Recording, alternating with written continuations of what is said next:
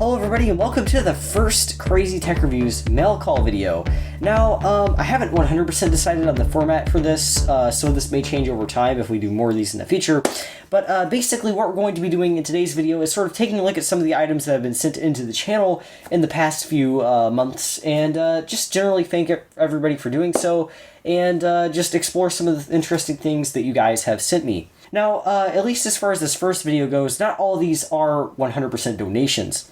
Some of the items I will be showing I agreed to pay for, or were just things that were sent in by viewers that weren't exactly donations.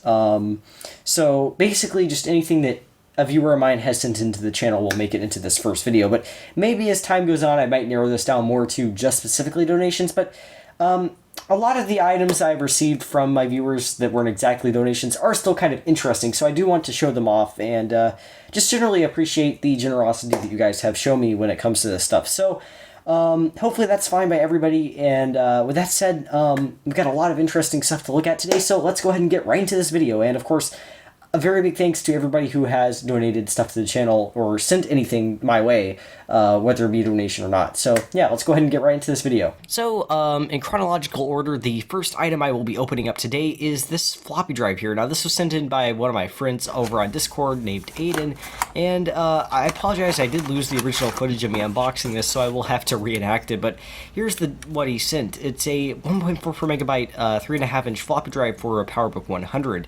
Now, the first thing you'll notice here is that the bezel is really yellowed, so I will be swapping this out with the original bezel from my PowerBook 160 that I have already from its floppy drive, which is not as yellowed as this one. And I'll go ahead and install the spring as well, as I had lost that at some point from this original flap. Anyway, it basically just simply pops in here with a few plastic posts, so hopefully these won't break off like some of the other flexible things on these PowerBooks, and you can see a major contrast here between the original one and the one Aiden sent there.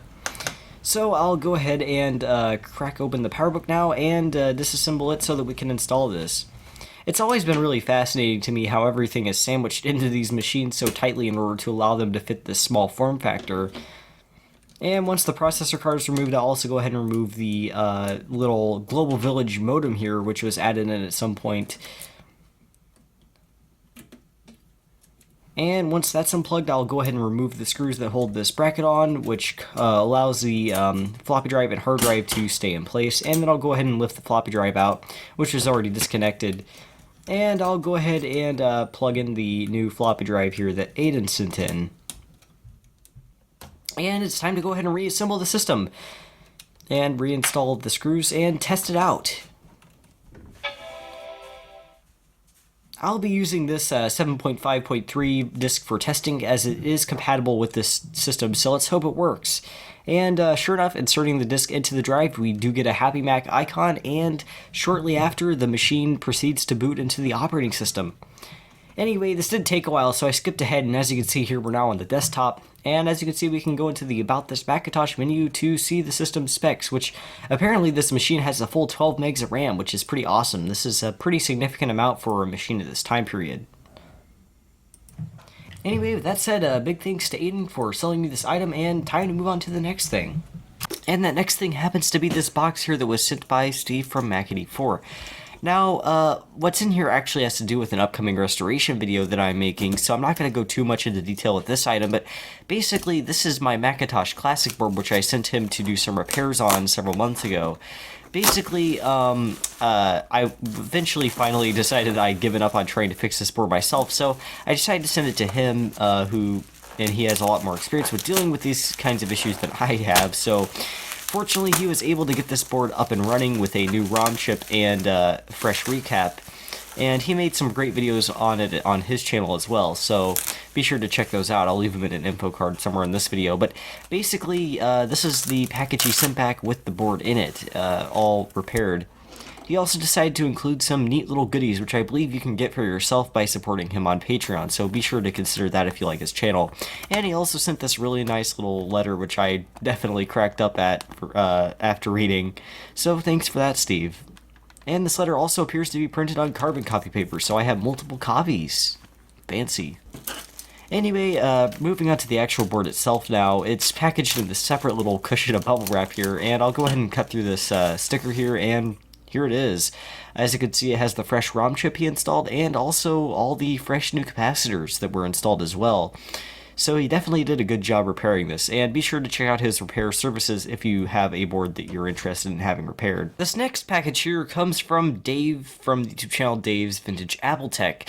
And this is actually, you probably actually already seen this if you were around long enough to remember when I did the live unboxing of this package. But basically, this is a package I won in one of his giveaways that he hosted for passing 500 subscribers. And basically, there's two separate boxes in here. There's the smaller one here, and there's also a larger one. And the first one here is actually a brand new Blue Yeti podcaster microphone, which is pretty awesome. This is a really good microphone. And funny enough, this actually happens to be the microphone that I'm using right now to narrate this particular video. And is also the microphone I've used to narrate several videos in the past. So a big thanks to him for donating this. It's a really, really useful piece of equipment, and it is very nice. The next item here might just look like a standard suitcase. However, once you crack open the suitcase itself and lift this top off, you'll notice there's actually a laptop in here.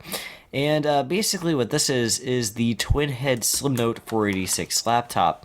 Now, from what I can tell, this is actually a pretty uncommon item. I did a Google search on it, and only 2 results showed something similar to what I had here, so I don't know exactly what this machine is, but it's pretty uncommon from what I can tell. I decided I'd pull out my Apple PowerBook here, which is from a similar time period, I suppose, to compare them, and as you can see, they're basically the exact same size. The only real differences is, of course, the architecture and the arrangement of the keyboard and trackpad, or in this case, trackball. As far as what else is in the case, there appears to be the power supply, and several bits of registration documentation and stuff like that, and also an original MS-DOS 6.2 owner's manual and the original owner's manual for this particular computer, and what appears to be the sticker that goes up on some of the front bezels of these machines. However, I don't know how exactly to get this off at the moment, so I'm just going to leave it on here to prevent damaging the actual graphic on the front of the machine. Anyway, as you can see here, it does appear to work, and it boots up into MS-DOS and Windows 3.1, and works pretty well on both. And yeah, that's pretty much it for this machine. It does also have a bit of hinge difficulties, however, we'll have to see later in the restoration video how the repair on that went. And yeah, that pretty much concludes it for this system. I really appreciate you sending this my way, Dave, and thanks a lot for allowing me to participate in this giveaway, and also thanks a lot for supporting my channel over these past few years. And now it's time for the final item of this video, and also the latest item in chronological order, and the first technical donation to the YouTube channel. This item comes from Sean, who runs a small channel called Geek with Social Skills, and he does some pretty good videos on there, but here's the letter he sent as well, if anybody's interested in reading it. This package was actually packed really well, so I'll go ahead and remove all this extra bubble wrap out of the way, and here's the item itself. This is a Zip 100 drive, but not any Zip 100 drive. It's actually a 5¼ inch model. Now, I sent this to me after seeing my Dell PC restoration video, in which I mentioned that I had nothing to put in the 5¼ inch drive bay other than another CD drive, and so I didn't want to do that. He decided to ship me this particular zip drive, which is designed to fit in a 5¼ inch bay. Now, technically, it's not exactly a 5¼ inch drive. Basically, it's just a standard zip 100 3½ inch drive, but it has this really fancy bracket that allows it to fit in a 5¼ inch drive bay. So, with that out of the way, it's time to go ahead and install it into the PC. The first thing I'll have to do is remove the front panel from the system so I can slide the drive in, and once the drive is installed like that, I can go ahead and mount the 2 screws that use this. Actually, I only ended up using one, as I only had one that fit the zip drive's type of threads.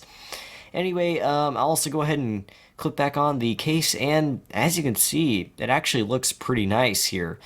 The only noticeable issue I can see is that it's a little bit more yellowed than the rest of the PC, but that's no big deal. I'll also go ahead and put back on the side panel, and after plugging in all the cables and everything and installing that, I'll go ahead and clean off the rest of the case. There were a few stubborn marks that were in there, so I decided I'd come back now and tackle those with a magic eraser. And as you can see, it made quick work of all that.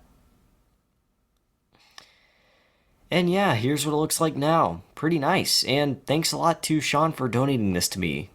So yeah, that's basically everything that has been sent to me by my viewers for the past few months. Now, one thing I sort of want to talk about, because I'm still a little bit undecisive about it, is whether or not I'm going to include things moving forward that aren't exactly donations or stuff like that. I figure I should, because they were still technically sent to me. And, you know, while a lot of the bigger YouTubers really only do include the donations, I watch a lot of smaller retro tech channels as well, and some of them will show things that they bought or that they paid somebody to send them, or, you know, whatever the case may be. Basically, any packages that were sent to them regarding their YouTube channel or anything retro computing that was from someone else in the community or whatever. And so I don't really know what I'm going to do moving forward. It really just depends on what you guys prefer. I guess if people don't really like seeing things that aren't exactly donations, or they maybe think it's a bit rude of me to do that, then let me know. I can change that moving forward. But really, this was just sort of just to get something out there, and also just thank people for sending me stuff regardless. So, yeah, the format of these videos isn't exactly permanently set in stone yet. It really just depends on what people like and what people don't like. So yeah, feel free to send me any recommendations for this. But other than that, if there is anything that you guys might possibly have laying around that you might think would be of use to me, or that you're interested in sending my way, be sure to check out the page on my website where I sort of explain how I'm sort of doing the donation thing. I don't exactly have everything set in stone. I'm not sure how I'm going to do this moving forward and the whole legalities behind everything, but I think I have everything pretty much generally figured out. But yeah, if anybody has anything they want to send to me, be sure to check out on that page. And yeah, hopefully everybody enjoyed this video, and yeah, that's basically it. So with that said, thanks to everybody who sent anything, donation or not, and also thanks to all my viewers for watching this video and for just being the awesome viewers that you guys are. So yeah, with that said, thanks for watching, and I'll see you guys all next time.